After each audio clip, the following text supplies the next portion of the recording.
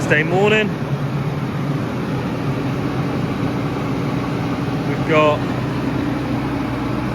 beet harvest to move this morning, back up to North Devon.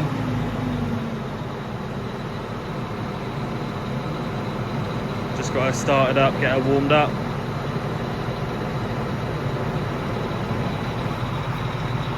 It'll be a couple hours moving up there,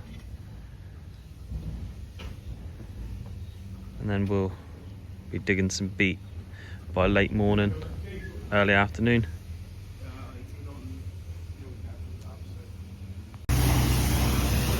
Harry's just washing off the Vervaet spinner after yesterday. Let's keep it clean before it goes back in the shed. Everyone else is just turning up. They'll be on trailers for beet later. Andrew will go and get the high tip trailer. And yeah, we'll catch up with some harvesting shortly.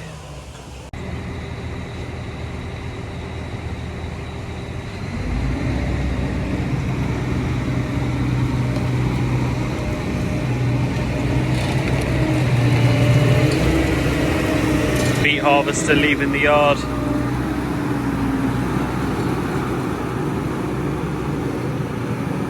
Ready for another 18-mile-an-hour journey. Jamie's in the pickup escorting him. Just making sure that any road users flying round corners on the narrow roads are aware that a big machine's coming and he can get them to pull in. For their own safety more than anything. Last night George was having issues with the booms on the sprayer, so we've got Hamblys out in the yard at the moment. Engineer from Hamblys just been working on it this morning, just going through a few checks, just trying to put the problem to rights.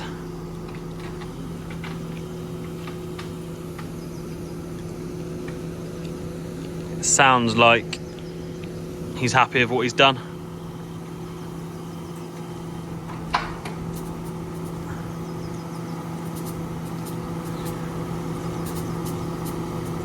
Just final checks.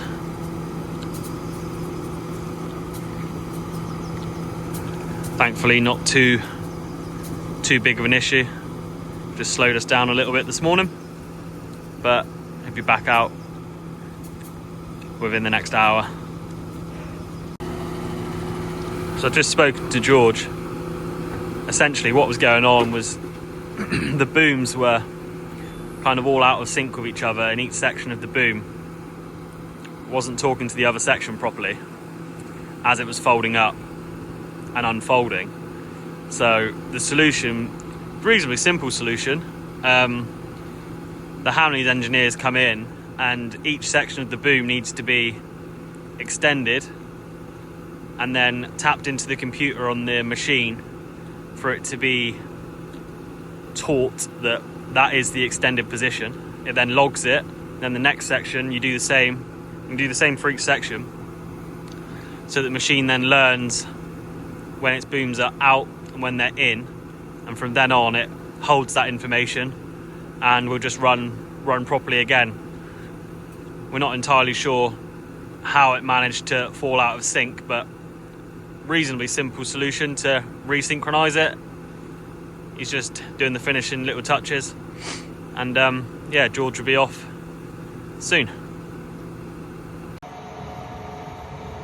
So the Joskin came back from getting some warranty work done on it, and they've brought it back, and it's not quite playing ball. The walking floor hasn't moved all the way to the back of the machine, which means it's leaving kind of 4 ton in the back of it, which this morning when the operator Harry has to shovel by hand, some digestic fibre out the back. Hasn't sat very well, both with him and with Dad, because yeah, the trailer's obviously gone back for a couple of weeks to have work done on it. It's come back and we think it's just some settings and some different settings for different tractors and different fittings, which they've obviously put it on a new Holland machine, and when they've dropped it back off haven't actually checked the trailer is working the same way it was when they picked it up. So Harry has now, he's brought back one load of Beet, but it's not been an enjoyable morning for him. I'll just show you what's going on here with the floor. So the chain was a little bit loose, Harry's just said. He's just testing it out again, as he's had issues just as it gets about 4 foot from the back. So we'll see.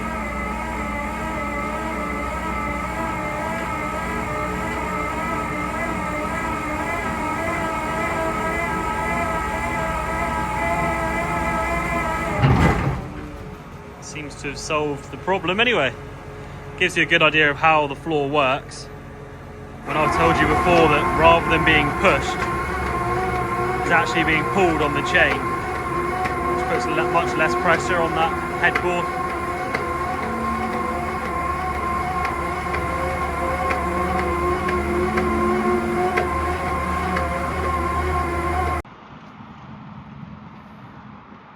We're up at Braunton, digging Beet now.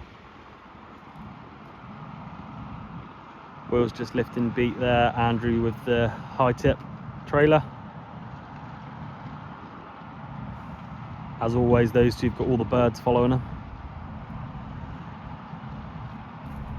Cracking joke, I know. At the moment, Ant is waiting in the fast track. He's just had one load tipped in there. Just waiting on the second one now. And they'll haul that one back down the North Devon Link Road. Back to site. And then we've got 4 other trailers on today. We'll catch up with them in a second. So here we are. For regular viewers, you'll know this is a dangerous site of me operating a drone. So we've got Andrew in the high tip Bailey. Oh, I'm not sure what I was doing over there. Andrew in the high tip Bailey in the 8R370. Just giving the second load to Ant in the fast track.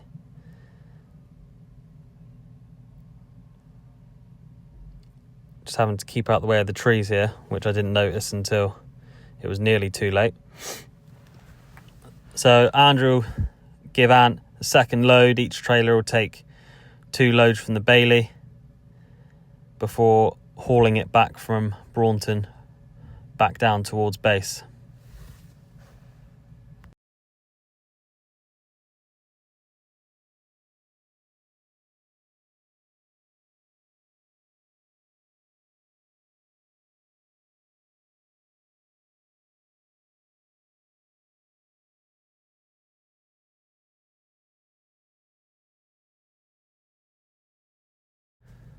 Then from there, we head over and check out Will in the harvester.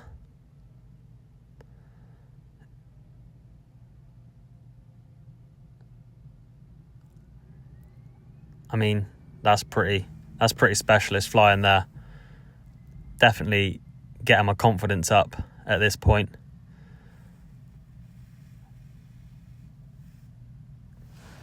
Little view from above, just to see the tank filling.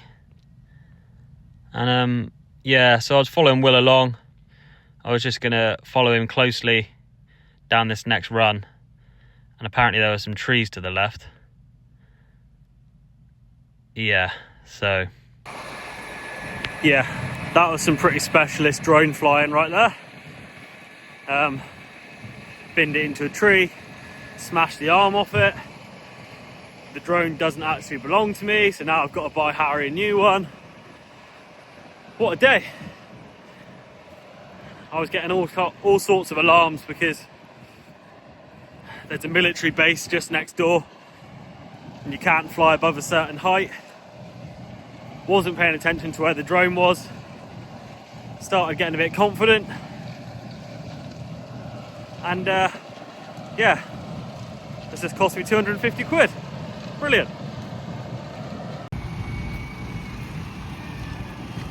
So those of you that have been following the videos might notice that we were digging here a couple of weeks ago and we moved to a different block.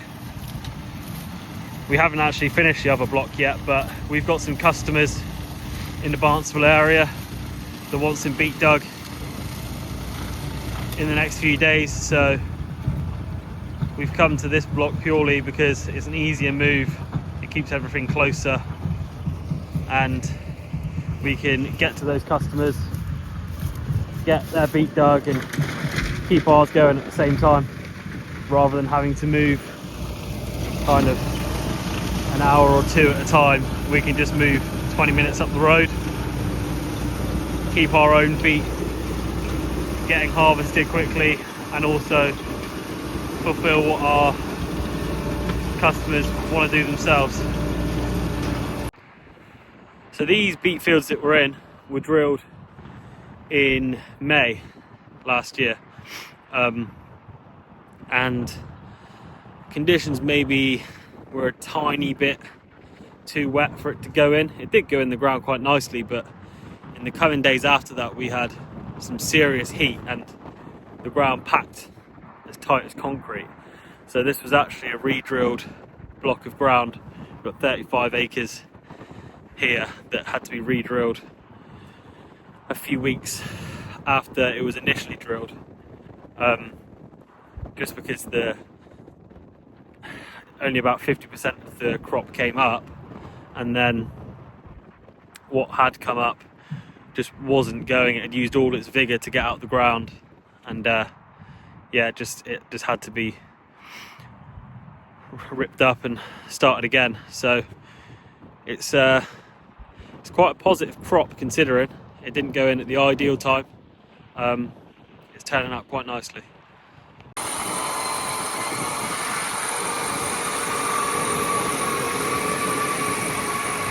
Harry's back to the field now with the Joskin Drakkar trailer.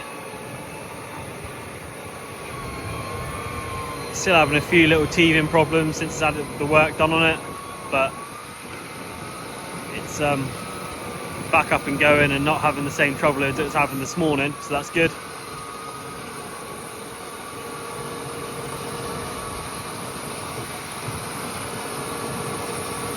I'll break the news to him in a minute that I'll smash his drone up. Hopefully he's not going to be too annoyed at me.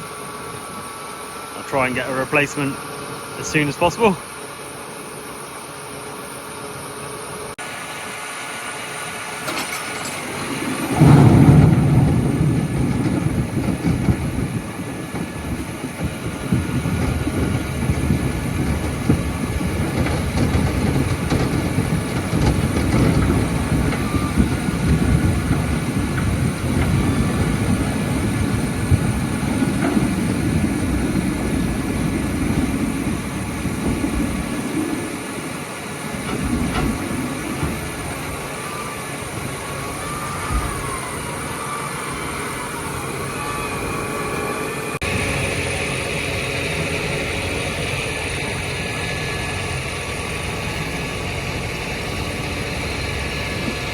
Slight adjustment so that Andrew can get it more in the back of the trailer.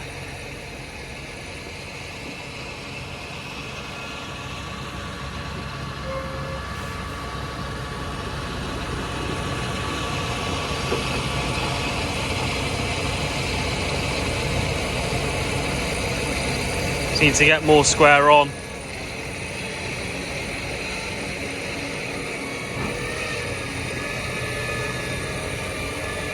So that you can tip it right at the back. Obviously the high point on the tailgate stopping him being able to get right to the back of the machine.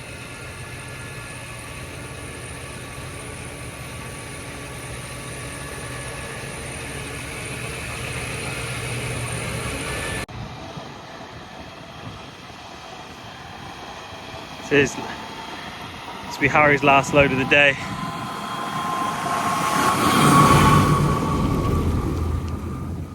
Every other trailer will be back for one more. Well, they're already on their way back. So that'll be 4 more loads out this afternoon. And then that'll be calling it a day before Will moves to harvest a customer's beet the other side of Barnstable in the morning. That'll be all for today's video. Thank you very much for watching. If you're enjoying them, give them a like and a subscribe. And yeah, catch up with you all tomorrow.